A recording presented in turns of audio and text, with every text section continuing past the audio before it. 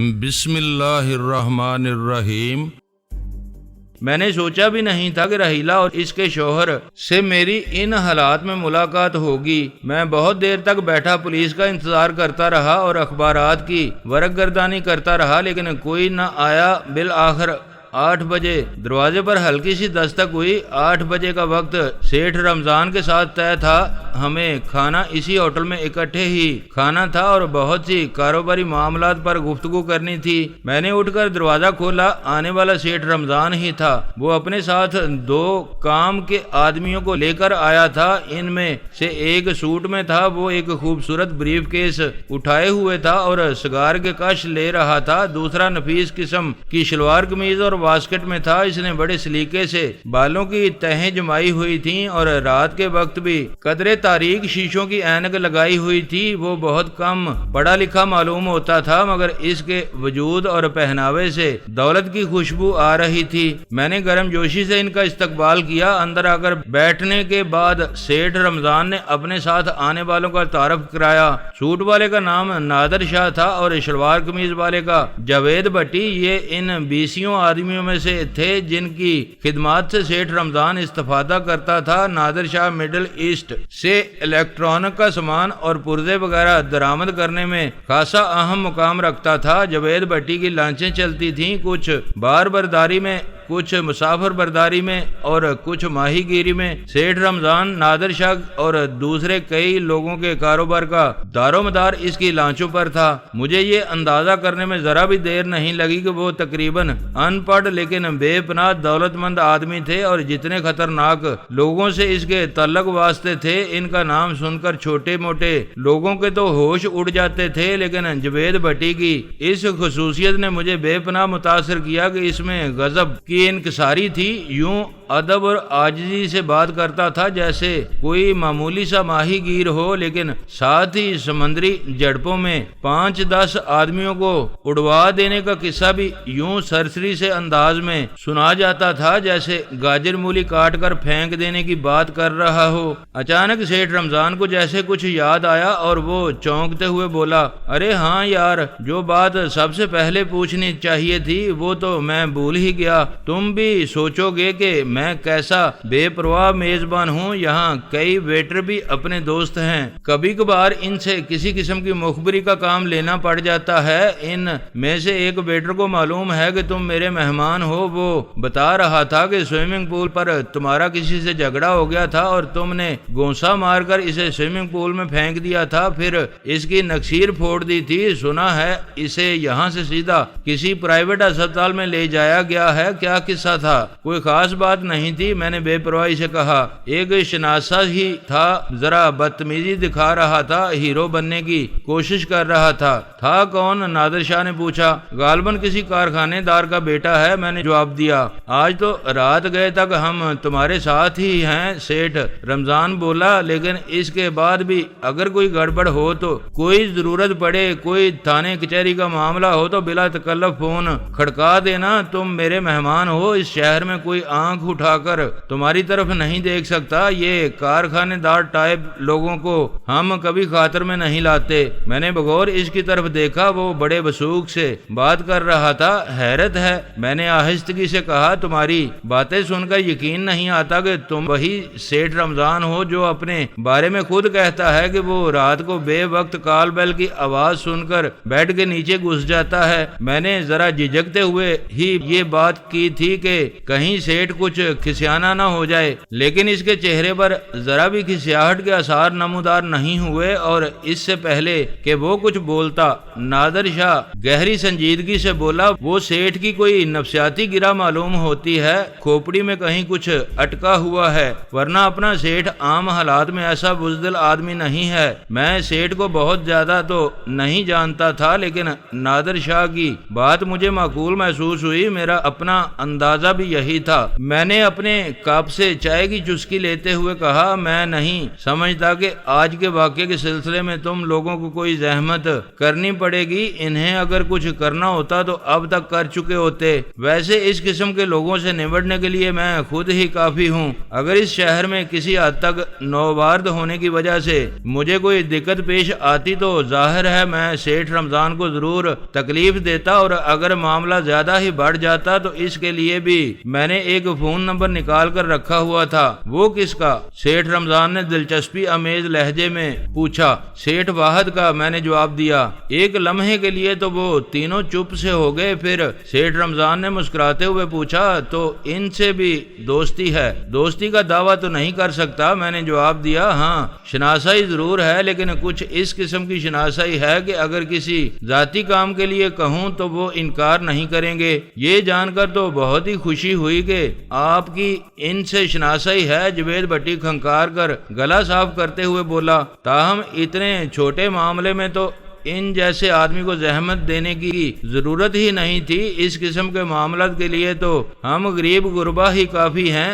آپ حکم کریں، اس چھوکرے کو کچھ عرصے کے لیے غائب کرانا ہے، ہمیشہ کے لیے اس دنیا سے چھٹی کرانی ہے، یا پھر مڈل ایسٹ کے کسی ویران ساحل پر پہنچوا دیں، لمبی جیل کاٹ کر ہی واپس آئے گا اور کئی دن تک ریت الگ پھانکے گا۔ تم تو بہت ہی سنجیدہ ہونے لگے یار، میں نے ہنس کر کہا۔ میرا اسے اتنی سخت سزا دینے کا کوئی ارادہ نہیں، ہاں اگر اس نے بات بڑھائی تو دیکھا جائے گا، فی الحال تو اس بات کو ختم ہی سمجھو۔ ہمیں تو اپنے کام کی بات کرنی چاہیے، کام کی بات کھانے کے بعد ہوگی۔ سیٹھ رمضان اٹھتے ہوئے بولا، چلو نیچے ڈائننگ ہال میں چلیں۔ ڈائننگ ہال میں کھانے کے دوران بھی نیچی آوازوں اور گول مول الفاظ میں کاروبار کی باتیں ہوتی رہیں۔ اس کے بعد ہم کمرے میں واپس آئے اور مزید ایک نشست جمی جس میں بہت سے معاملات طے پا گئے۔ سیٹھ رمضان سے طے ہوا کہ کل وہ دن میں ہی آ جائے گا اور مزید چند کام کے لوگوں کو ساتھ لے کر آئے گا۔ وہ ایسے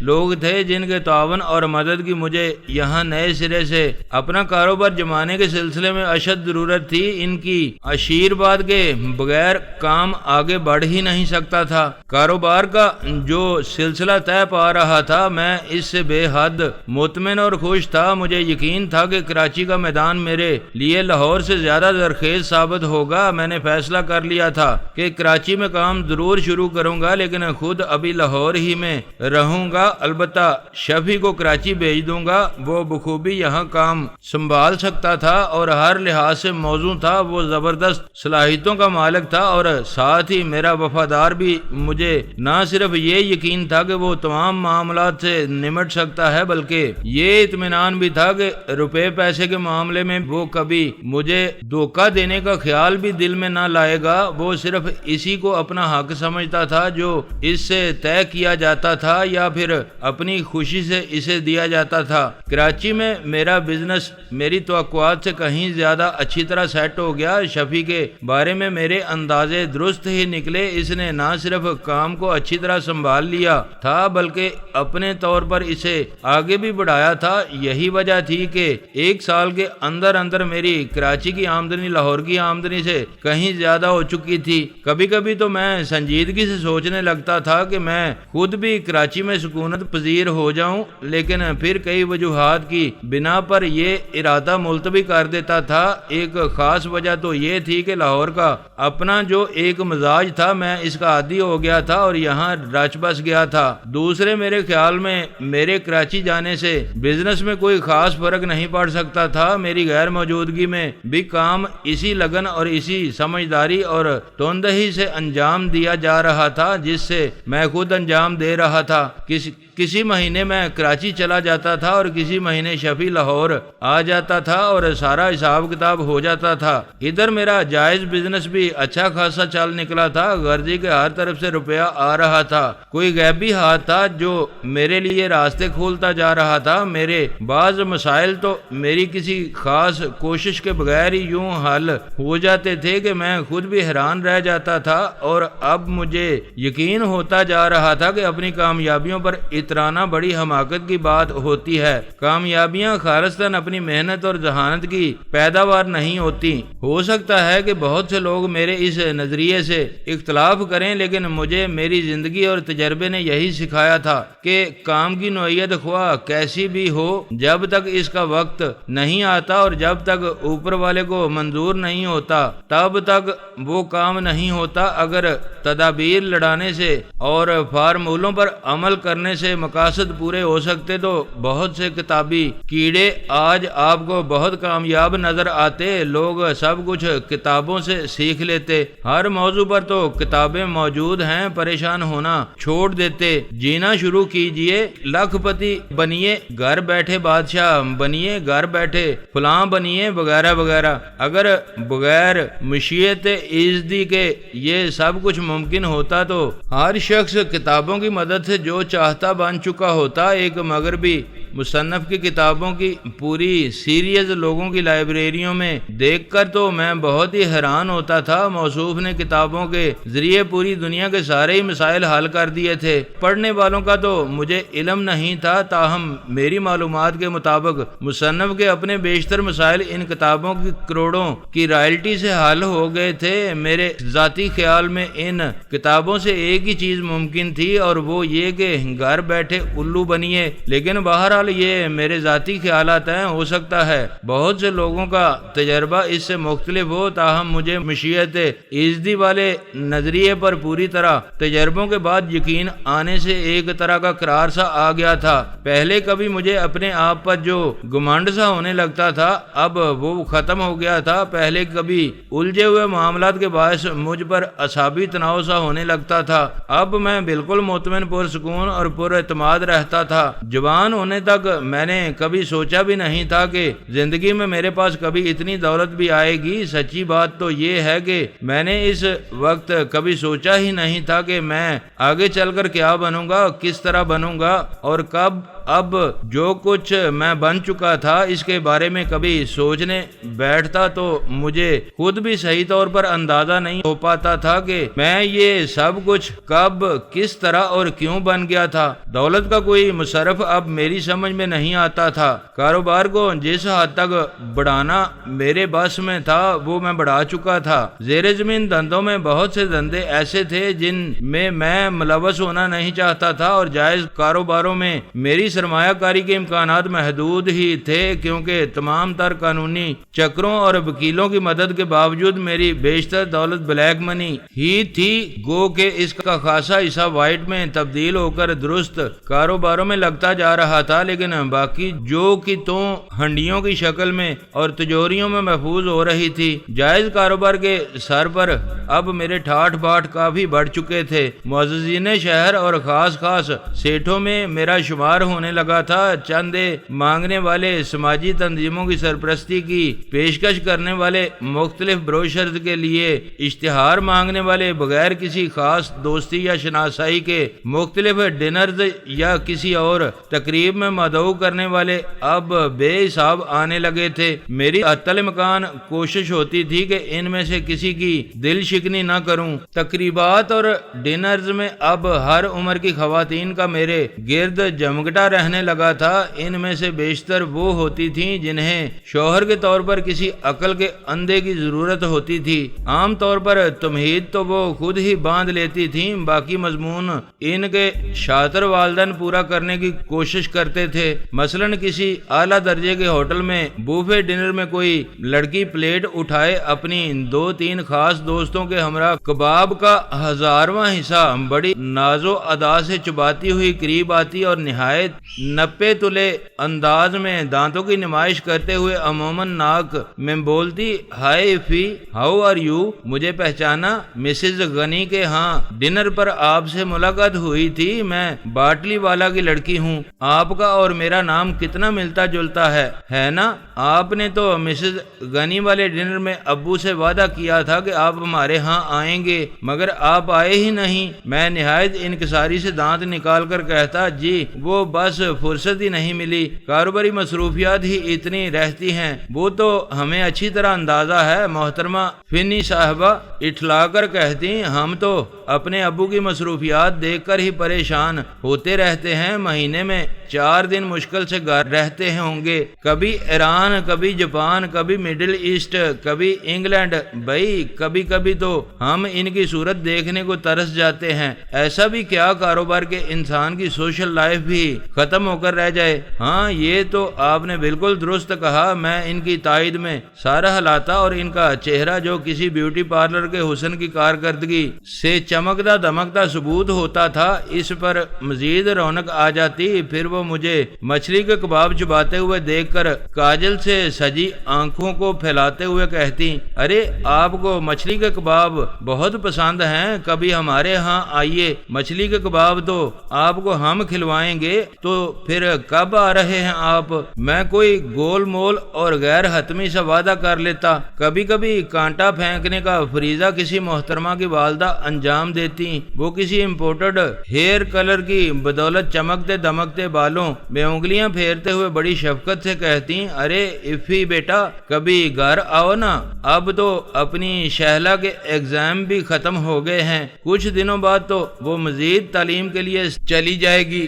آج کل تو گھر میں خوب رونق ہے، اس منڈے کو آ جاؤ نا۔ اور ہاں تمہیں ایک راز کی بات بتاؤں، اپنی شہلا جو ہے نا وہ کڑاہی بہت عمدہ بناتی ہے۔ اس موقع پر قریب کھڑی محترمہ شہلا اپنی پلیٹ سے کچھ چباتے ہوئے حسب توفیق شرمانے کی کوشش کرتی، لیکن صحیح طور پر پتہ نہ چلتا کہ ان کے رخساروں کی سرخی حیا کی مرہون منت ہے یا بلش اسٹک کی۔ میں مسکراتے ہوئے کہتا، آنٹی میں تو ذرا دیہاتی سا آدمی ہوں، مجھے ان ولایتی کھانوں سے ذرا کم ہی دلچسپی ہے، ایپل پائی کے بجائے میں پائے زیادہ شوق سے کھاؤں گا۔ اس پر آنٹی حلق سے ایک مصنوعی کہکہا برآمد کرتی اور اپنی صاحبزادی اور ایک آدھ ساتھی خاتون کی طرف دیکھ کر بڑی محبت سے کہتی، کتنی خوشی کی بات ہے کہ اب ہمارے نوجوانوں میں اپنے کلچر کے بارے میں کوئی احساس کمتری نہیں رہا ہے، ہمیں احساس کمتری ہونا بھی نہیں چاہیے۔ حقیقت میں دیکھا جائے تو ہم سب کی جڑیں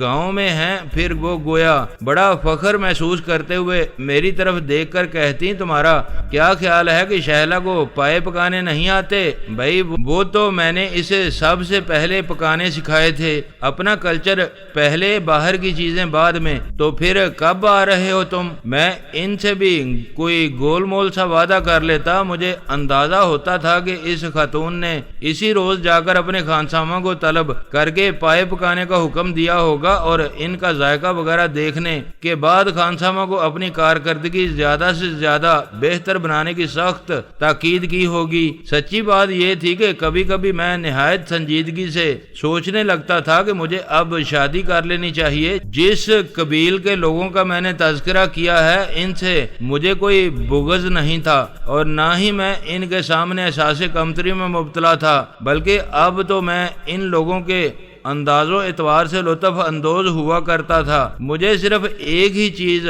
اس طبقے کی کسی لڑکی سے شادی سے باز رکھے ہوئے تھی، اور وہ یہ کہ مجھے ان میں خلوص کی بڑی شدید کمی محسوس ہوتی تھی۔ ان کا رہن سہن، ان کے طور طریقے، ان کی گفتگو غرضی کہ ان کی ہر چیز مجھے کھوکھلی اور مصنوعی لگتی۔ اس تصنع اور کھوکھلے پن سے مجھے وحشت ہوتی تھی۔ خلوص، محبت، بے غرضی اور سچائی کی کہیں مجھے رمق بھی نظر نہیں آتی تھی، کھرا پن کہیں نہیں تھا۔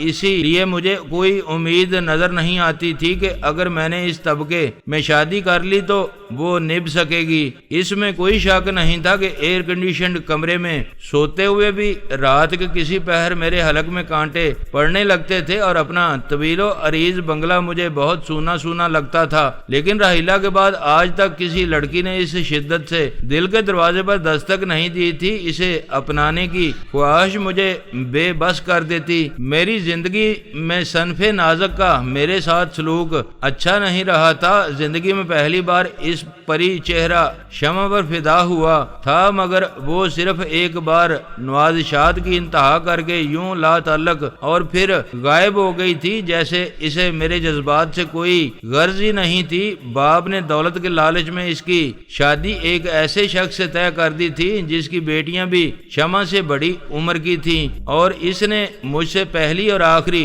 ملاقات پر روتے ہوئے کہا تھا، افضل تم گواہ ہو کہ میں نے کس طرح اپنے کردار کی حفاظت کی ہے، لیکن مجھے اس کا کیا صلہ ملا؟ چنانچہ میں نے سوچا کہ ایک گناہ تو کر لوں تاکہ دل کو اطمینان رہے کہ زندگی بھر میں جس جہنم میں جلوں گی وہ میرے گناہ کی سزا ہے۔ وہ اپنے اس فلسفے کو اپنے سینے سے لگائے اس پہلی اور آخری ملاقات کے بعد یوں غائب ہو گئی تھی جیسے گاؤں میں وہ کبھی تھی ہی نہیں۔ جاتے وقت اس نے مجھے مطالعہ کرنا بھی ضروری نہیں سمجھا تھا۔ میرے لڑکپن کے معصوم عشق، میرے بے لوث طوفانی چاہت کی اس کی نظر میں گویا کوئی اہمیت ہی نہیں تھی۔ اسے معلوم تھا کہ میں نے اس کی یاد میں کس طرح جاگ جاگ کر راتیں گزار دی ہیں، کس طرح میں ہر روز انتظار کی سولی پر مصلوب رہا اور کس طرح دیوانہ وار میں اسے چاہتا ہوں، مگر اس نے شہر جانے سے پہلے مجھے الوداع کہنا بھی ضروری نہیں سمجھا تھا۔ دوسری لڑکی وہ خانہ بدوش لالی تھی، اس سے میرے عشق میں خواہشوں کی آمیزش ضرور تھی، مگر اس کے باوجود میں اس کے بارے میں سنجیدگی سے سوچنے لگا تھا۔ وہ میرے لیے کوئی سربستہ راز نہیں رہی تھی اور اس کا سماجی مقام بھی جو کچھ تھا وہ ظاہر ہی تھا۔ اس کے باوجود میں اس کے بارے میں جذباتی ہو چلا تھا، جانے کیا کیا سوچنے لگا تھا، کیا کیا ارادے باندھنے لگا تھا، مگر مجھ سے رقمیں اینٹھنے کے بعد جب اس نے دیکھا کہ میں مزید رقمیں لانے کی پوزیشن میں نہیں رہا تو کیسی حقارت سے مجھے ٹھوکر مار دی، کس طرح اجنبی بن گئی، کس طرح آنکھیں ماتھے پر رکھ لیں۔ میں سوچ بھی نہیں سکتا تھا کہ وہ پتھر توڑنے والی، شہر شہر کی خاک چھاننے والی جاہل لڑکی اتنی شاطر، اتنی شفاق اور بے مہر ہوگی، کسی منجی ہوئی طوائف سے بھی زیادہ۔ پھر راحیلہ میری زندگی میں آئی تھی، اس نے تو انتہا ہی کر دی تھی۔ میں اپنے محسوسات کی اس سے زیادہ توہین کا تصور بھی نہیں کر سکتا تھا۔ مجھے شبہ ہونے لگا تھا کہ شاید اب میں زندگی میں کبھی کسی لڑکی کو چاہ نہیں سکوں گا۔